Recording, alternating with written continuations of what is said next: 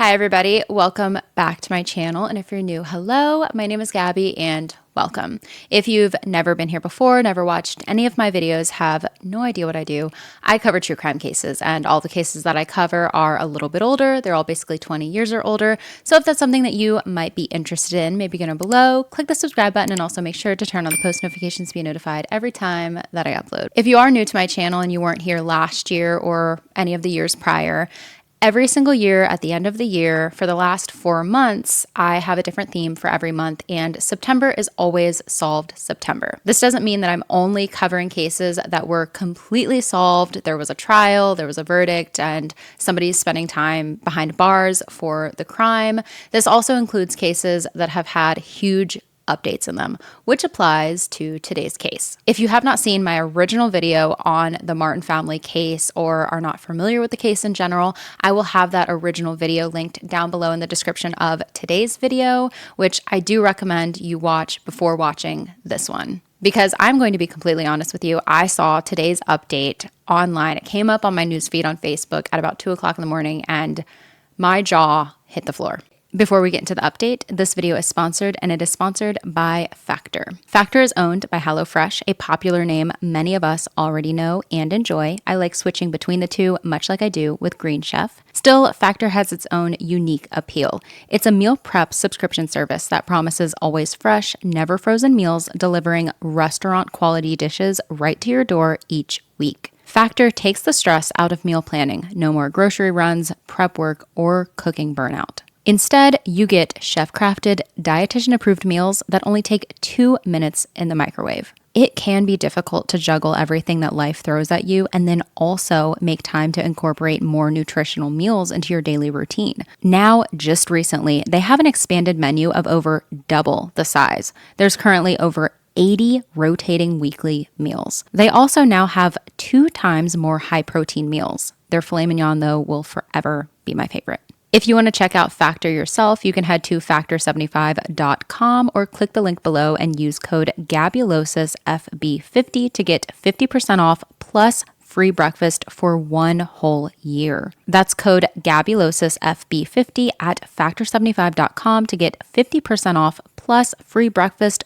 for a year. Thank you, Factor, for sponsoring another one of my videos, being a longtime supporter of my channel. And with this Factor sponsorship, I wanted to include it in this video because I am going to be donating a little bit of money to a fundraiser that has to do with today's case that I'll be covering at the end of this video. So with all of that being said, let's get right into it. To give everyone a quick refresher on the case, the Martin family consisted of father Kenneth, mother Barbara, their son Donald, and 3 daughters, Barbara Lee, Virginia, and Susan. Donald was the eldest sibling, 28 during late 1958, and was in the Navy stationed in New York. On December 7th of 1958, the Martin family, consisting of both parents and their 3 daughters, decided to take a trip from their home in Portland, Oregon, to the Columbia River Gorge to collect some greenery for the holiday season. They made a few stops along the way where they were spotted by locals, but never returned home from their trip. A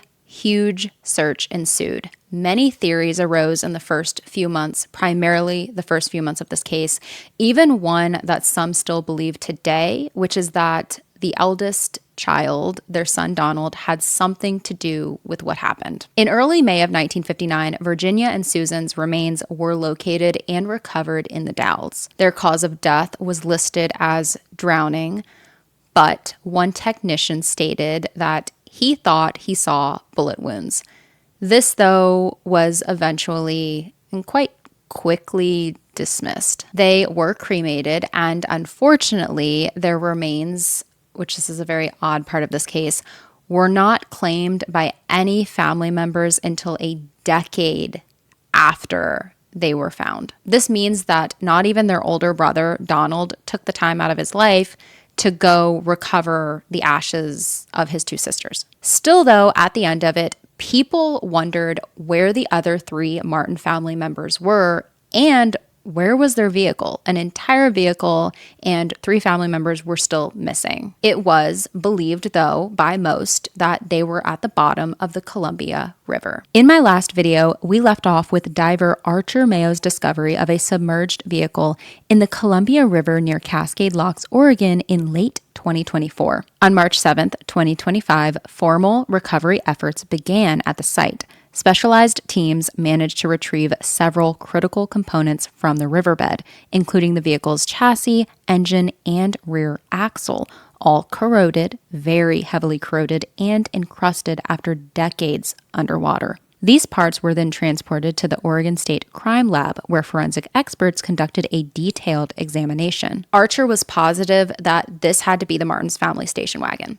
After analyzing the recovered vehicle components and cross-referencing serial numbers with records from the Ford Motor Company, investigators concluded that the parts are consistent with the make, model, and color of the Martin family's car. However, the vehicle identification number, or VIN, could not be recovered, preventing them from confirming with absolute certainty that the parts came from the Martins' vehicle. So at the time, they were not able to verify that this was their vehicle, and the Hood River County Sheriff's Office was not going to fund a future dive. After my original video went up, Archer Mayo actually reached out to me, and he was planning another dive but had to wait for the water to be suitable for it. He wanted to see what else he could possibly recover, but his main goal was to hopefully locate some human remains. So, a lot of us keeping up with this case have been patiently waiting for any updates regarding that, and now we officially have some. According to OregonLive.com, Mayo, a recreational and rescue diver, as well as a sculptor and real estate manager, got hooked on the mystery in 2018. One day, he found himself in the Oregon Historical Society archives, looking at a late 1800s photo of the construction of Cascade Locks, which was just upstream from where one of the girls' bodies was recovered. The photo showed that engineers had put a massive pit into the bottom of the river.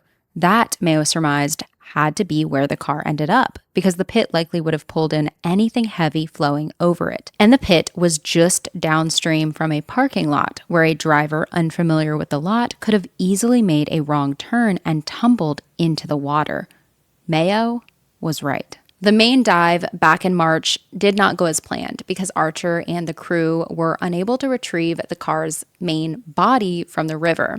The failed operation prevented professionals from examining the car in a controlled environment. That same article from OregonLive.com continues, in July, Mayo got back in the river. With a dredge operating on the river surface, he suctioned debris from the river and dropped it downstream. He built a workstation in the pit so that he wouldn't constantly have to surface for tools. He carefully managed his dive time to make sure he didn't suffer from decompression sickness. What remained of the car had split between the passenger and driver's seats, Mayo said. That tear created a gap through which he could enter the car and remove debris. Every day during multiple dives, he brought out piles of debris. Mayo said it was dangerous work, due primarily to the constant risk that debris could fall onto him and bury him at the bottom of the pit. The broken springs of the seat cushions sometimes snagged and cut him, and he's gotten caught in an old, discarded salmon net. Visibility frequently would drop to zero. On August 11th of this year, Archer made a grim discovery, but one he was obviously hoping for. Human remains enclosed in a plus-size nylon stocking. Since that initial find, he has recovered additional remains, which he believes belong to 2 adults. However, based on what he's retrieved so far, he suspects there could be remains from a 3rd individual as well. Of course, when Archer refers to 2 adults, he means Ken and Barbara, the parents, and when it comes to a 3rd set of remains he believes could be down there, he believes these could belong to Barbara, nicknamed Barbie, who was named after her mother. In addition to the remains, he has pulled several other items from the car, including what appears to be a child's nylon sock, a toy cap gun, the vehicle's gas pedal, and 2 seatbelts, each offering potential clues about what happened. The seatbelt buckles, as Archer told Coin 6, didn't originally come from the car. They would have been bought afterward from a store like Sears or Montgomery Ward. The 2 buckles came from the back seat. He also found a dome light from the car and also brought to the surface part of a broken window. Archer also found a woman's shoe believed to have belonged to Barbara, the mother. Mayo also recovered a pair of shoes believed to be the shoes Barbara Martin was wearing. The rubber soles intact, but the canvas and other material had long disintegrated. Not only did he find shoes that he believes belonged to Barbara, but also to Ken. Among the most telling discoveries, though, and this gives me cold chills, was a leather camera case. Remarkably, it still bore the owner's name and most of his address, etched clearly into the worn surface. It belonged to none other than Kenneth Martin, which I could not even imagine bringing up something like a camera, an item that has so many memories attached to it and can produce pictures that last lifetimes. Bringing that item out of the water after almost 7 decades. Something that would have most likely been brought on this trip, hoping to snap some photos of their family outing, not knowing that this was going to be their last. During the main search done before, authorities could not completely verify that this car belonged to the Martins, even though that's what almost everyone believed. They just simply could not verify it without the full serial number or vehicle identification number. Now, though, until DNA tests can be performed on the human remains, Archer found actual items that belonged to the Martins in the car. This has to be their vehicle. Archer says that he intends to eventually fill the car with gravel to block access and prevent other divers from entering the hazardous area. Archer told KATU the sheriff's department didn't have any mesh body bags, so you have to have something that the water drains out of. So I actually bought a big roll of mesh and I've been sewing it myself. I've sewed several bags that are big enough for the bones, and every day I've been delivering it to them, and they will forward it to the forensic anthropologist of the state of Oregon. This afternoon, he handed over his last finds of human remains to a Hood River sheriff's deputy. It's been a dangerous and tough job. You just don't know, well, what is it going to be like? What are the, because I'm digging, everything's inside a big mound of wood and mud and everything. So I'm kind of pulling things out and having to feel the shape of bones because there's a lot of wood that's very similar. The news of this discovery was released to the public on August 22nd of this year, so only a few weeks ago at the time that I'm uploading this video. Archer acknowledges that despite his efforts, there is likely nothing he can uncover that will completely put to rest the long-standing conspiracy theories surrounding this case. Still, he expresses hope that his determination, exhaustive search, and eventual success in locating key evidence might bring a measure of peace to those who have spent the past 67 years yearning for clarity and closure. His goal, he said, was never to rewrite history, but to offer answers and perhaps some comfort to the families and communities affected by the decades-old mystery. According to reports, plans are now underway to honor the Martin family with a commemorative ceremony at Cascade Locks in the coming months. This event is intended not only to pay tribute to the family's memory, but also to recognize the tireless efforts of those who have sought the truth for nearly 7 decades. Archer does plan to do more dives to hopefully uncover even more from the site underwater. Now, I did reach out to Archer for this update video to see if he had anything that he wanted to say, anything that I could add to this video, so